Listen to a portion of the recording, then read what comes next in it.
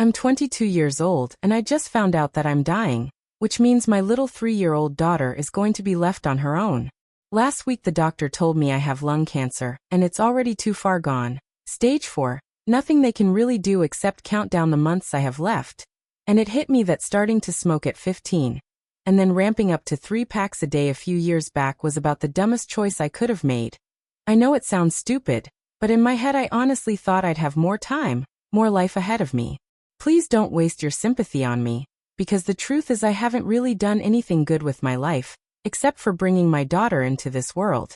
And that alone is the one thing I hold on to, so losing me isn't some giant tragedy worth crying over.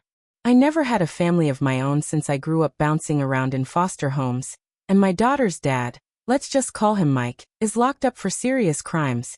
Even if he got out tomorrow, the court would never let him be part of her life again. My girl, let's say her name is Emily, she's just 3, we live in a rough neighborhood and when I drag myself to work I have no choice but to leave her with this older neighbor lady who can't even get Emily's name right most days. And I keep picturing my daughter ending up like me, stuck in that messed up foster system with nobody to really care about her. And that thought tears me apart. I know I made a ton of stupid mistakes on my own, I'm not blind to that, but if I had some kind of real support or someone watching out for me, maybe things would have turned out differently. Now all I want is for Emily to have a chance at a life better than the one I had. And the crazy part is, I think I actually know someone who might be able to give her that. One of my closest friends is a coworker of mine, her name's Rachel, and she's amazing, I mean really amazing, while I'm stuck at the very bottom at work barely scraping by, the type of person they'd fire first if layoffs came around. She's the best employee they've got, makes real money, she's married to a good man, and they already have a child of their own. I keep going back and forth about asking Rachel if she'd ever consider adopting Emily once I'm gone, but I can't shake the thought that it probably won't work, because Rachel and her whole family are black while me and Emily are about as white as it gets. Pale skin that burns in the sun and blue eyes that stand out everywhere. And I hate the idea of asking my friend to bring Emily into her family knowing they'd face questions, stares, and probably problems because of it. But the other side of that is Emily ending up like me, another kid chewed up by the foster system. With nothing to her name except the $1,000 I might be able to leave behind, and a necklace that used to belong to my mom. The only thing I have that feels like family history. So here I am stuck wondering if I should gather up the courage to ask Rachel to take Emily in, or if I should just accept it and work myself into the ground trying to save a little more money for her future. Either way I feel like I've already failed her as a mother. And that regret is something I'll carry with me straight into the grave. Update: I actually reached out to Rachel and she agreed to meet with me. We're planning to sit down together at this cheap little bakery where you can grab a bite inside. I'm getting ready to ask Rachel if she'd be willing to adopt my daughter, because if she says no I'll still have time to reach out to an adoption agency and figure something else out. I just want to say thank you to everyone who's given me support through all of this. And before I get into the update, I kind of wish people would share in the comments whether they think it's the right move for me to ask my friend for help. Personally I feel like I should, because what's the harm in asking? No one gets punished for speaking up. And if she does want to adopt my little girl then that could be the best thing that ever happened. If she doesn't then it's not the end of the world. A no is just a no, but at least I won't die carrying the weight of never trying. Now let me tell you what happened next. Update number 1. The day after I made my post I actually sat down with Rachel at that little bakery. And once I told her about my diagnosis which I hadn't shared with anyone at work, I asked her straight up if she would consider adopting Emily. She looked shocked. She tried to comfort me about the fact that I don't have long left, and she said she couldn't give me an answer right there on the spot. She explained that she's always wanted a daughter, but during her second pregnancy something happened that caused complications, and out of respect for her I won't share the details. What matters is that she told me she wanted to think about adoption seriously but she'd need to talk it over with her husband first. I completely understood because this is a huge life change for their family, so I told her that was okay. After we finished our food she hugged me and said she was going to miss me, and I'll admit I broke down crying right there. I felt ashamed of myself but I couldn't hold it in.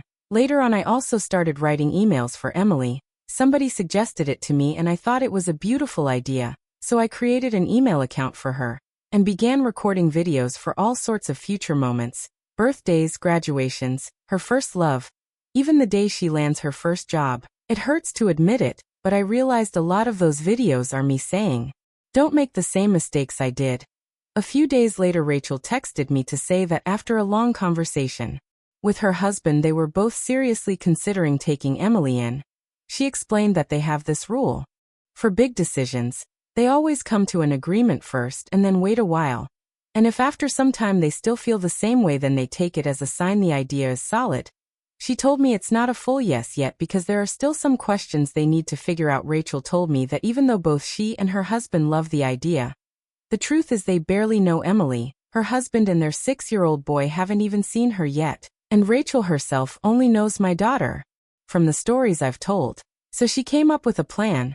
This whole month I'll be waking up 2 hours earlier than usual to drop Emily off at their place, where her husband, who works from home, will watch her for a while. Then I'll ride to work with Rachel. That way her husband and son will slowly get to know my girl and see who she really is. Rachel also said she wants us to celebrate Christmas together with their family. Yesterday I actually brought Emily over for the first time, and when I came back to pick her up, she looked happier than I've seen her in a long time. Rachel's husband admitted that things didn't go so smoothly at the start. Emily was nervous, scared even, and she didn't want to play with their boy, but he figured it was just first-day jitters and that it would get easier. Today I dropped her off again and he told me she mostly watched their son play instead of joining in, but even then it went better than the day before. That's where things stand right now, and honestly I'm terrified that all of this might turn out to be for nothing. But at the very least Emily is already feeling more comfortable in their home. And even if they eventually say no, she'll still have warmer memories from this time than most of the days she spent just with me. Some people left really kind comments telling me they're sending me so much love, and that they hope I can find peace knowing I'm doing everything possible to give Emily the best future. One person gave me advice about the email account I made for Emily. They warned me to make backups of the videos, whether on a CD, a USB stick, or some kind of cloud storage. They told me how their own email, the one they only used to receive letters, almost got shut down for inactivity until they sent themselves a few messages just to keep it alive. So now I'm planning to back up every single video because the idea of pouring my heart into all these letters and recordings only for them to vanish before Emily can ever see them is terrifying. And if Rachel does end up adopting her, I'll make sure she knows about this too, so she can help keep everything safe for my little girl. I know I'm just some stranger on the internet, but hearing from another mom who told me she was proud of me really hit me hard. She reminded me that everything I've got left is wrapped up in Emily, and that's exactly what makes me a good mom. She gave me another idea to add to the emails and videos. She said if I can, I should grab a little notebook or some loose pages and write down my favorite recipes, including the tiny tricks and details that only I do when I cook, because one day Emily could proudly say this is my mom's food.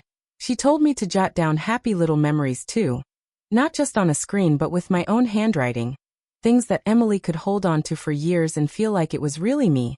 She even said I should write down the places I love to go, my favorite color, the music I listen to, all those small pieces of me, so Emily would have something physical to touch when life gets heavy. I thought that was beautiful and it made me cry in a good way. After reading that, I decided I want to write Emily a letter for her 13th birthday. The one thing I still have from my mom is a necklace I've kept close to me all these years. It's this delicate chain with swirling little designs and sharp edges wrapped around a nearly clear stone in the center. I was planning to write Emily a note explaining that the necklace belonged to her grandmother, and now that she'll be old enough, it's meant to be hers. Along with that, I'll write down some recipes, because she loves my cooking, especially my egg salad sandwiches, and I want her to have that exact recipe written by my own hand. I'm so thankful for the suggestion. Update 2. I'm sorry I disappeared for so long. A lot has happened and this will probably be my last post. I started feeling incredibly sick. A few days after Christmas, my chest hurt so bad it felt like somebody was smashing me with a hammer over and over. And then I started coughing up blood. My best friend panicked and thought I'd caught something contagious, since the doctors already told me even the smallest illness could kill me now. So she rushed me back to the hospital. Luckily it wasn't an infection. It was just my symptoms getting worse. At that point I was still working, so at least the medical bills weren't too high. But then something even worse happened. Right after I left the hospital, my job called me in and told me I had to come right away. Remember how I said that if something happened I'd be the first one to get fired? Well, guess what? That's exactly what happened. Management pulled me aside and told me they couldn't justify keeping me on since I'm dying. They said it wouldn't be fair to the others because my illness was clearly dragging down my productivity and my coworkers were having to cover for me. I get it, I really do. Since the diagnosis, I've caused more than a few problems at work. But it broke me to realize people were actually complaining to the boss about me. I felt so stupid for thinking I wasn't just a burden. I was hoping to last at least until the end of the month so I could pay rent. I could barely scrape by as it was between utilities, food, bus fare, and hospital bills. And then my best friend Rachel stepped in and saved me again. She and her husband finally said yes, they would adopt Emily. She even started telling me about the plans they had for her. But I told her it might be better if Emily just moved in with them right away. She asked me why and I admitted I'd been fired and couldn't support both of us with the little savings I had left. And that's when Rachel said something that floored me. She told me both Emily and I could move into their house. They've got plenty of guest rooms and I could pick whichever one I wanted. I swear I tried to refuse. I told her she was already doing too much and it felt like taking advantage. But she wouldn't take no for an answer. She said I could actually help them during these last months of mine. Maybe even make it easier for her husband to keep working if I was around to watch Emily. She said I could be the one to help decorate Emily's new room, show them the food she loves, and guide them in the little things only I know. So I promised her I wouldn't become a burden, and we've already started tackling the adoption paperwork together. And honestly, it makes me feel better knowing Emily will have a smoother transition by living with them while I'm still here. And let me tell you, her family is so well off they even have their own family lawyer. Whenever I feel strong enough, I sit down with him and go over the adoption details to make sure everything will be legal and safe. And I need to share this too, because in the middle of all the pain I actually had the best Christmas of my life. And Emily did too. Rachel's family went all out. I swear they had 5 Christmas trees set up all over the house. And thanks to Rachel I got to give Emily a gift that felt really special. We went to Build-A-Bear, that shop where you create a stuffed animal from scratch. I picked out a bunny for her and recorded a little voice message to put inside, telling her how much I love her, and that I'll always be watching over her and trying to protect her no matter what. Rachel already knows about the letters and I'm almost finished writing them, just a few left to go. I gave her all the passwords to the email and to this account so that when I'm gone she can close it down. I don't want people still sending me messages after I die. Lately the inbox has been overflowing anyway. Ever since the last update my story somehow spread on TikTok. Which is kind of funny. I never expected something like this. It feels strange having so many people suddenly want to reach out and talk to me when nothing like that ever happened before. It's ironic that all this attention came only now, when I'm at the end. A lot of people have written to say that if Rachel had said no they would have gladly adopted Emily themselves. And while I'm grateful for that, the truth is I don't need it anymore because Rachel said yes. But if any of you still have that desire in your hearts, then please look into the foster care system in your state. There are so many kids suffering in there. Just like I once did. Give them the life I never had. Plenty of people have also offered to send me money. And I want to be clear, please don't. I'm sorry, but it makes me uncomfortable. All my life I've worked for whatever I had, and it doesn't feel right to suddenly accept money from strangers just because I'm dying. I'd rather hold on to the dignity of knowing I earned my own way for as long as I could. I also want to answer the questions about race. A lot of people asked why it mattered to me that Rachel and her family are black while Emily and I are white. And I need to say this, my fears were never about me thinking we were better because of our skin.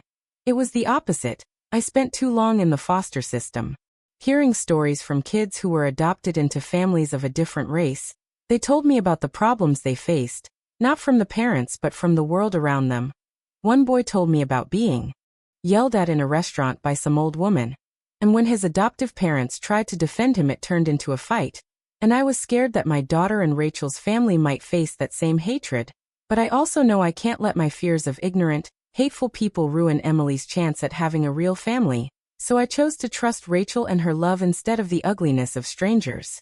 So this will probably be the last time I write here. Thank you to everyone who cared enough to listen, to reach out, and to remind me that even in the middle of dying I wasn't invisible anymore. She didn't want to waste her last days. She even said she might pick up painting again. Back in high school, she used to draw. She remembered reading a novel in literature class about a world where books were forbidden. At the end, the main character said something like, "You haven't lived in vain if you leave something behind." That thought always stayed with her. She wanted to create something, a painting, a picture, a memory. Even if it only ended up in her friend's attic, it would mean her life wasn't meaningless. She wrote that she still wanted to help her daughter adjust to her new family. She thanked everyone who had shown her kindness here. And she said goodbye. When people asked about family, the child's father, grandparents, she answered honestly. Her daughter's father was in prison for crimes involving children. Even if he ever got out, he would never be allowed near her. Her own parents had died. She was alone. And now, this is the final update. I've started and deleted this so many times. She asked me to let you know when she was gone, but I couldn't bring myself to write it until now. I'm sorry. 2 weeks ago we buried her. At the funeral were our co-workers, family, and the few close friends she kept throughout her life. When she had learned the price of a coffin and burial plot, she'd had a panic attack. We told her we'd choose the cheapest option. We lied. She deserved more. She had a proper funeral, and a place worthy of her. Her name was Michelle. She was placed into foster care at 3 years old, after her mother died in a car accident. She never knew her father. At 16, the man who was supposed to take care of her pulled her out of school. At 18, she discovered she was pregnant by him. Soon after, it was found that he had horrifying material on his computer. He was arrested. From then on, Michelle worked tirelessly to provide for herself and her daughter. She joined our company just a few weeks after turning 19. Only a couple of months ago, I found out she had lied on her resume to get hired. When I asked her why, she smiled and said, "What difference does it make? They taught me everything anyway." This was Michelle. It hurts to read the letters she left for her daughter. She thought so little of herself, and so much of others. She always carried herself with confidence, walking through life with her head held high and a sense of purpose. She never seemed lost, except in those final months. And honestly, I believe she had every right to moments of fear and sorrow. Michelle seemed fearless. She even made friends with the homeless who lived near her apartment before she moved in with us. One of them was named Ted, who stayed by a gas station near the bus stop. Before her health worsened and she was taken to the hospital, she asked me to drive her there. I thought she wanted to see familiar places one last time. Instead, she walked into the parking lot, bought a sandwich, and gave it to Ted around the corner. Ted came to her funeral. I don't want to describe her final weeks in detail. It happened in the hospital. She was so weak, so fragile. Not the Michelle we all knew. We visited her as often as we could, but it was hard for the children to see her. She passed away in her sleep. At the funeral, there were gladiolus and poppies. We all loved the meaning of the gladiolus. The poppies were Michelle's choice. She adored calling our daughter her little poppy. We even painted small poppies on the walls of her room. The little one still asks where her mom is and always sleeps with the bunny Michelle made for her. Michelle never finished her painting. And yet, maybe that makes it even more special. One day, we'll hang it in our daughter's room when she's older. The emails Michelle wrote are ready, and the first one will reach her on her 4th birthday. All her letters, recipes, and the painting, we're keeping them safe to give to her as she grows. We've also arranged survivor's benefits for her, which we'll set aside for her college and her future life. That's all I can share right now. At Michelle's request, I'll delete this account in a few weeks. My husband and I promised her we'd raise her daughter as best we can, and love her as fiercely as Michelle did. Thank you, all of you, for your kindness and support. This is the end.